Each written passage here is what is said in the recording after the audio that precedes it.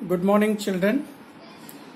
इसके पहले वाले वीडियो में हम लोगों ने ये सीखा था कि हम मटेरियल्स को उसके अलग अलग प्रॉपर्टी के हिसाब से कैसे उनको अलग अलग ग्रुप में डिस्ट्रीब्यूट कर सकते हैं। लास्ट में हमने ये देखा था कि कुछ ऐसे मटेरियल्स हैं जो कि लाइट को अपने अंदर से पास होने देते हैं, मतलब जिनके आर पार हम देख सकते हैं, उनको हम ट्रांसपेरेंट मटेरियल बोलते हैं। जैसे ग्लास, एयर, वाटर। कुछ ऐसे मटेरियल्स होते हैं जिनके थ्रू हम देख नहीं सकते हैं, जैसे वुड, जैसे मेटल्स। और बच्चों, कुछ ऐसे भी मटेरियल्स हैं जिनके आर पार हम देख तो सकते हैं, लेकिन वो हमें क्लियर नहीं होगा, क्लियरली विजिबल नहीं होगा। ऐसे मटेरियल्स को ट्रांसलूसेंट मटेरियल्स बोलते हैं। बच्चों, ये प्रॉपर्टी इस आधार पर है कि whether the light can pass through the materials or not.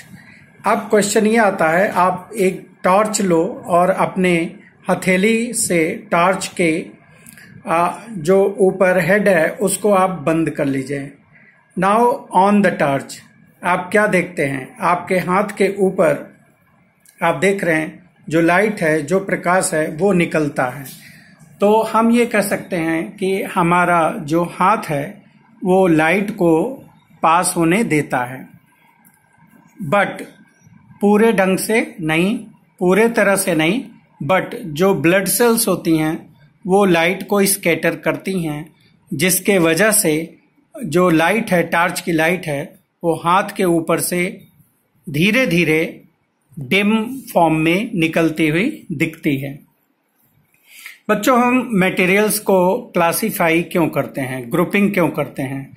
ऐसा इसलिए करते हैं ताकि उनके साथ वर्क करना आसान हो। जैसे हमने शुरुआत में आपको बताया था कि एक शॉपकीपर है, वो अपने शॉप में अलग अलग तरह के, अलग अलग प्रॉपर्टी के मटेरियल्स को अलग अलग जगह रखता है। जैसे सोप्स को एक जगह रखता है, ईटेबल्स को एक जगह रखता है, मसालों को एक जगह रखता है, कॉपी को एक जगह रखता है, पेंसिल एक जगह रखता है, ताकि उनके साथ काम करना आसान हो। और यही क्लासिफिकेशन हमारे घरों में भी होता है। अगर आप अपने किचन में देखें तो आपको पता होगा कि दालें एक साथ रखी होंगी, आटा अलग रखा होगा, चावल अलग रखा होगा, मसाले अलग रखे होंगे। So this enable us to work with the materials easily. ठीक है बच्चों, अब ये चैप्टर इस तरह से कंप्लीट हुआ। अब इसके बाद कीवर्ड्स हैं, उनको आप देखें। हार्ड, इनसॉल्युबल, लस्चर, लस्चर मतलब शाइनिंग, चमक, material, the substances, metals, metals क्या है? जैसे कॉपर, सिल्वर, गोल्ड, जिसमें चमक होती है, मेटेलिक शाइनिंग होती है।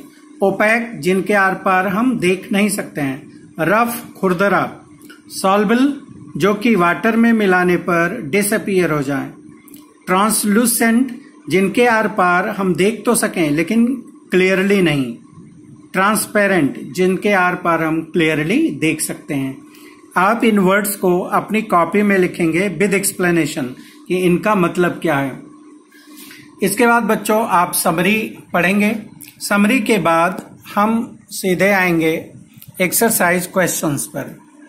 ठीक है? Okay children.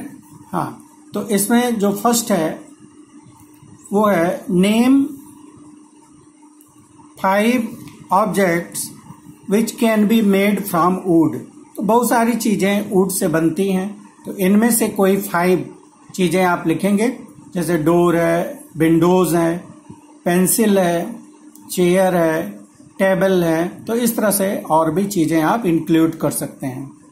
Select those objects from the following which shine, जिसमें शाइनिंग हो। तो आपने पढ़ा हुआ है कि जो मेटल्स के बने होते हैं उनमें शाइनिंग होता है। ग्लास बाउल, ग्लास बाउल, इनमें खुद की शाइनिंग नहीं होती है, ध्यान रहे, ये सनलाइट को रिफ्लेक्ट करते हैं। प्लास्टिक टॉयज, इसमें शाइन नहीं होगी। स्टील स्पून, हाँ ये मेटल है, इसमें शाइनिंग होगी। कॉटन शर्ट में शाइनिंग नहीं होगी। यहां पर क्वेश्चन 3 में ऑब्जेक्ट दिया गया है और मटेरियल दिया गया है, और इसमें यह बताया गया है कि एक ऑब्जेक्ट कई मटेरियल से बन सकता है। सिमिलरली एक मटेरियल से कई ऑब्जेक्ट बन सकते हैं। अब इसमें सबसे पहले है बुक। बुक किससे बनता है बच्चों? पेपर से। टम्बलर ग्लास से बन सकता है, टम्बलर प्लास्टिक का भी होता है। चेयर वुड का भी होता है। और चेयर किससे बनता है? प्लास्टिक से बनता है क्या? हाँ प्लास्टिक से भी बनता है। टॉयज का लीजिए, खिलौने किससे बनते हैं बच्चों? खिलौने वुड के भी बनते हैं, प्लास्टिक के बनते हैं। शूज लेदर से बनता है। क्लियर हुआ? Okay, now coming to question number 4। क्या है? State whether the statements given below are true or false. पहला है stone is transparent while glass is opaque. ये गलत है, क्योंकि स्टोन कभी ट्रांसपेरेंट नहीं होता है और ग्लास कभी ओपैक नहीं होता है। ग्लास के आर पार देख सकते हैं। A notebook has lustre while eraser does not. ये गलत है। Chalk dissolves in water. Chalk पानी में डिजॉल्व नहीं होता। आपने देखा था जब आपने पानी में चॉक रखा था तो चॉक नीचे बैठ जाता है। A piece of wood floats on water. ये सही है। वुड वाटर में, वाटर के ऊपर तैरता है। इसके बाद बच्चों, sugar does not dissolve in water. गलत, ये शुगर वाटर में डिजॉल्व हो जाता है। Oil mixes with water, this is wrong. Sand settles down in water, correct. Vinegar dissolves in water, सिरका वाटर में डिजॉल्व हो जाता है, this is correct. Given below are the names of some objects and materials. इनको group करना है round shape में या अदर शेप में।